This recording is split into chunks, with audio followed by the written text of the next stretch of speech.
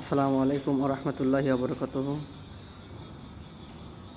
প্রিয় দেশবাসী, সবাই কেমন আছেন? আলহামদুলিল্লাহ, আমি ভালো আছি। তো সম্প্রতি একটি ঘটনা ঘটছে নোয়াখালীতে। নোয়াখালীতে একটি মসজিদের ভিতরে বাংলাদেশ ছাত্র শিবিরের নেতাকর্মীরা সেখানে মসজিদের ভিতরে কোরআনের দার্স দিচ্ছিল, মানে কোরআন হাদিসের আলোচনা করছিল। ঠিক সেখানে বাংলাদেশ জাতীয়তাবাদী দল বিএনপির অঙ্গ সংগঠন বাংলাদেশ ছাত্র দলের নেতাকর্মীরা সেখানে হামলা করছে। তো আমি ব্যক্তিগতভাবে এবং বাংলাদেশ জামাত ইসলামী এবং ছাত্র শিবিরের পক্ষ থেকে এর তীব্র নিন্দা এবং প্রতিবাদ জানাচ্ছি।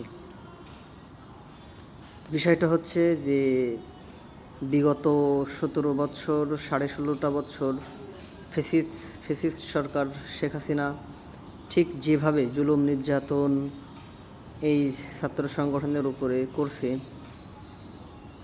করার কারণেই 17টা বছর পরে শেখ হাসিনা কিন্তু পালায় যেতে বাধ্য হয়েছে, এবং তাদের পরিণতি কী হয়েছে এটা সমগ্র বাংলাদেশের মানুষ শুধু না, পৃথিবীর অনেক বড় বড় দেশের মানুষে এই বিষয়টা জানে।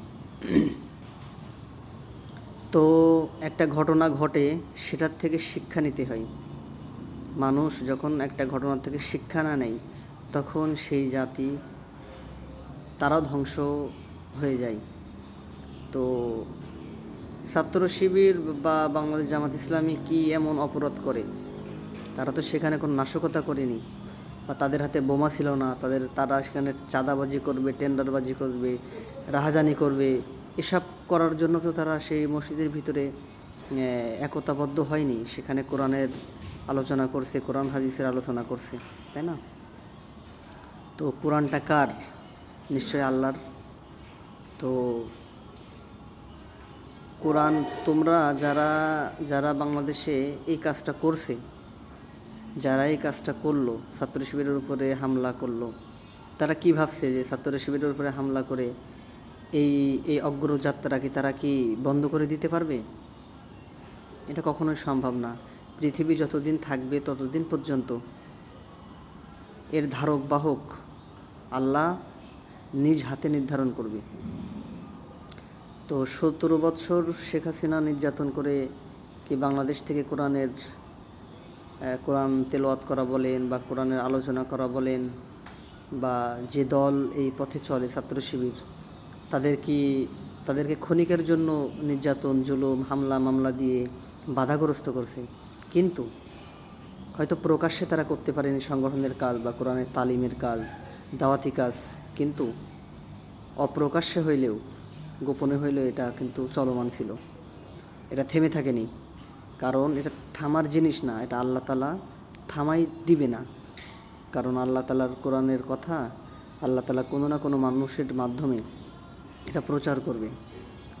ঠিক আছে, মুহাম্মদ সাল্লাল্লাহু আলাইহি সাল্লামের সময় যখন তিনি কোরআনের দাওয়াতি কাজ করতো, তখন আবু জেহেল, উতবা, সাইবা তারা কিন্তু বাধা দিত।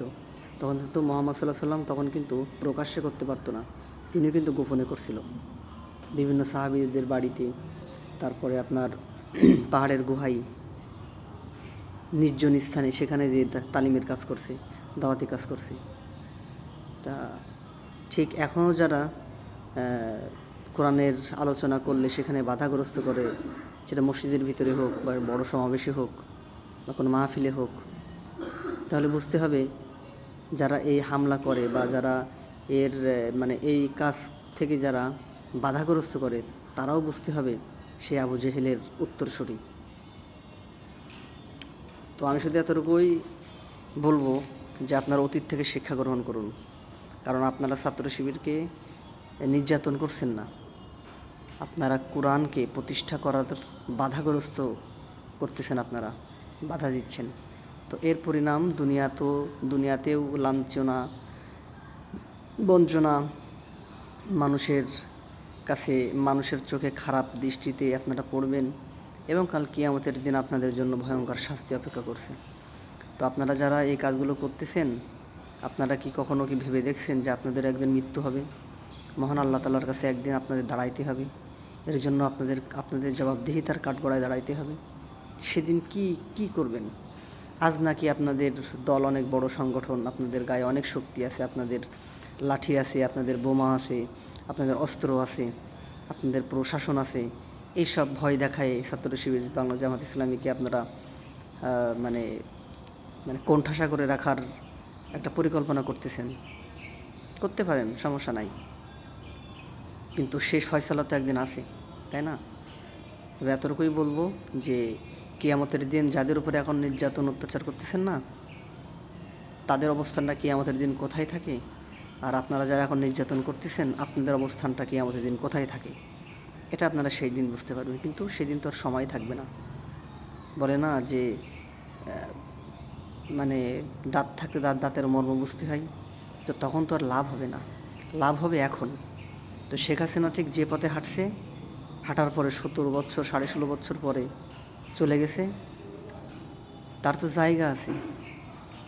আর আপনারা যেটা করতেছেন, আপনাদের তো জায়গা নেই, কোথায় যাবেন আপনারা? যদি বলেন যে ছাত্র শিবির বা জামাত ইসলামী ক্ষমতায় গেলে আপনাদের কি মানে দেশ থেকে বিতাড়িত করবে? না, বিতাড়িত করবে না।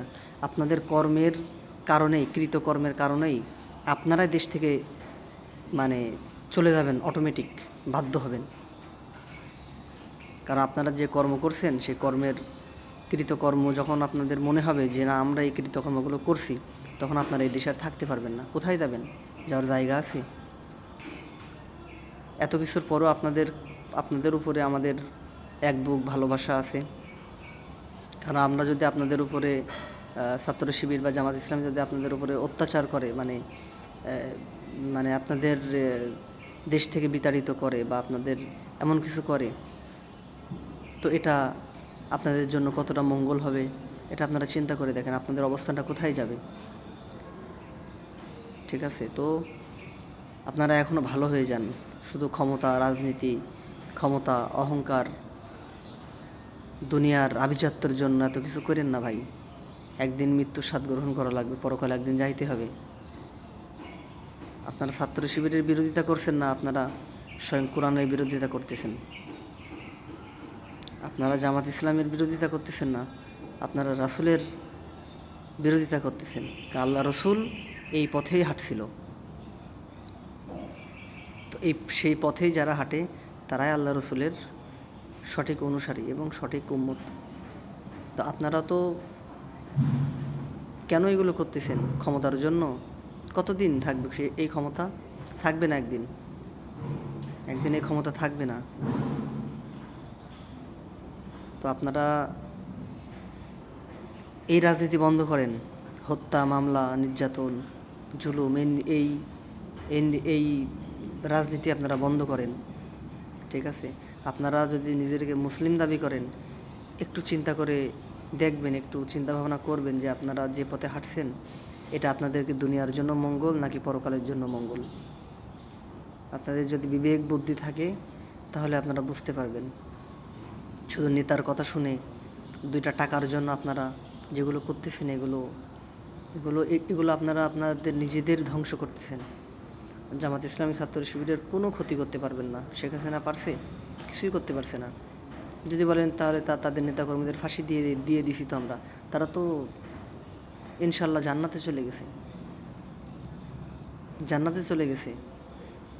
কারণ কোরআনের পক্ষে যারা থাকে তাদের শরীর থেকে যদি 1 ফোঁটা রক্ত ঝরে, সেই রক্তর ফোঁটাটুকু কাল কিয়ামতের দিন আল্লাহর কাছে সাক্ষী দিবে যে আল্লাহ তোমার জন্যই, তোমার কোরআনের জন্যই এই 1 ফোঁটা রক্ত তার শরীর থেকে ঝরছিল।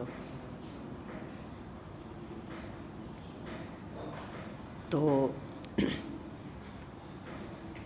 আসলে এগুলো দেখে খুবই খারাপ লাগে, মানে বাকরুদ্ধ হয়ে যায়, কি বলবো, ভাষা খুঁজে পাই না।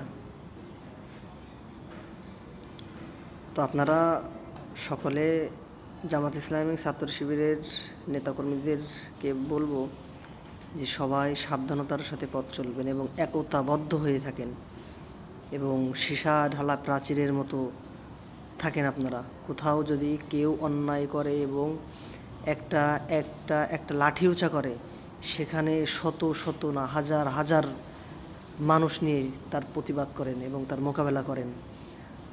ঠিক আছে? লাঠি হাতে নেন, তরবারি হাতে নেন, তাহলে ইসলাম কায়েম হবে। এই জুলুমের অবসান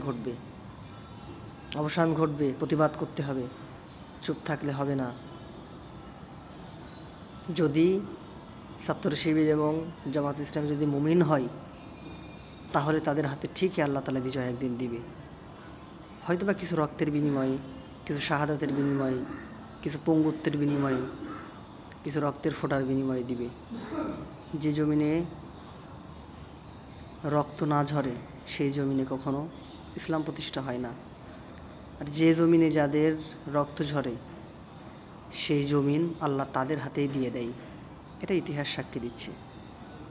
সবাই ভালো থাকবেন, সুস্থ থাকবেন, ভিডিওটা শেয়ার করবেন এবং আপনাদের মূল্যবান মতামত কমেন্ট বক্সে জানাবেন। আসসালামু আলাইকুম ওয়া রাহমাতুল্লাহি ওয়া বারাকাতুহু।